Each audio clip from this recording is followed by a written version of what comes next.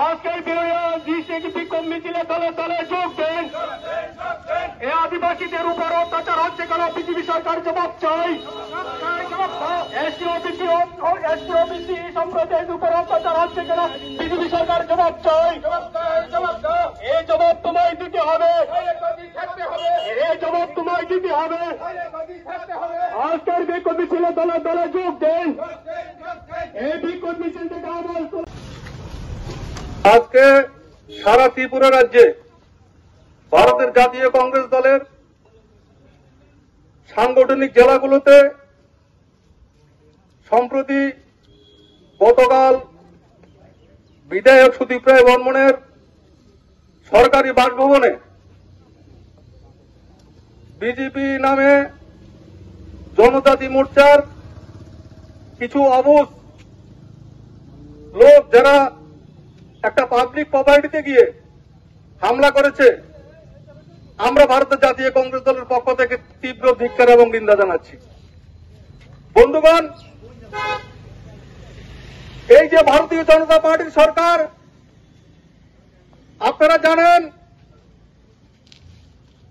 সারা ত্রিপুরা রাজ্যে, সারা ভারতবর্ষে এই ভারতীয় জনতা পার্টির সরকার আসার পরে একটা অরাজক পরিস্থিতি চলছে। বন্ধু, মানুষের মৌলিক অধিকার, গণতান্ত্রিক অধিকার আজকে করব।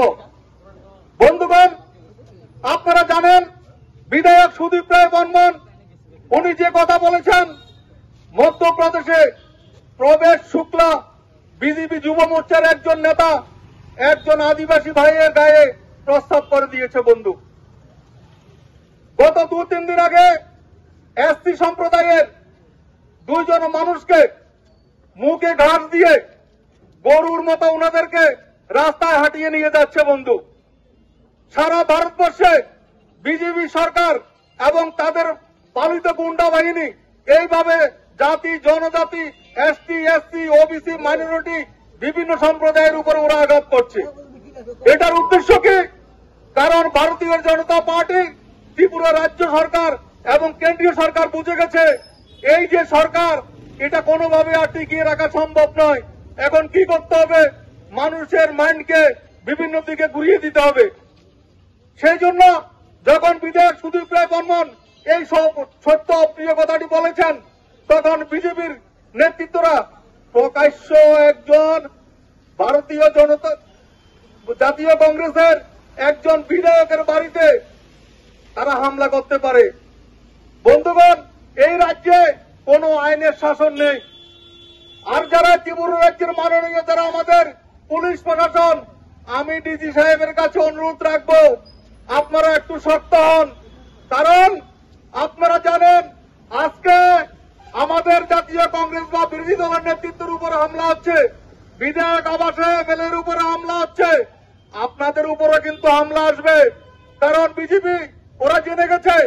আমি তো দূরে কোথাও যাব না, আপনারা জানেন পুলিশের যে অফিসার, বিজেপির নেতারা গাড়ি চাপা দিয়েছে সোনামুড়াতে, পুলিশের অফিসারকে পর্যন্ত মেরে দিয়েছে। কোন বিচার হয়েছে? কোন বিচার হয়নি। বন্ধু, আমি আমার বক্তব্য দীর্ঘায়িত করতে চাই না, তবে ভারতীয় জনতা পার্টির ওই সমস্ত দুষ্কৃতিকারীদেরকে এটা বলতে চাই, বন্ধু আপনাদের সময় হয়ে গেছে, এখন যাওয়ার পালা। আপনারা জোর জবরদস্তি করে ক্ষমতার বেশি দিন টিকে থাকতে পারবেন না, এটা অচিরে আপনারা বুঝতে পারবেন। কারণ ত্রিপুরা রাজ্যের 90% মানুষ আজকে মুখ খুলতে পারছে না। আমাদের ভারতীয় জনতা পার্টির যারা ভদ্র, শিক্ষিত, মার্জিত যারা কর্মী আছেন, নেতা আছেন, প্রতিনিয়ত আমাদের সাথে যোগাযোগ করছে। আপনাদের ঘর ফুটুস হয়ে গেছে। বন্ধু, অল্প সময়ের মধ্যে বুঝতে পারবেন এই যে সরকার, এই সরকার আর ত্রিপুরা রাজ্যে আর বেশি দিন টিকে থাকতে পারবে না।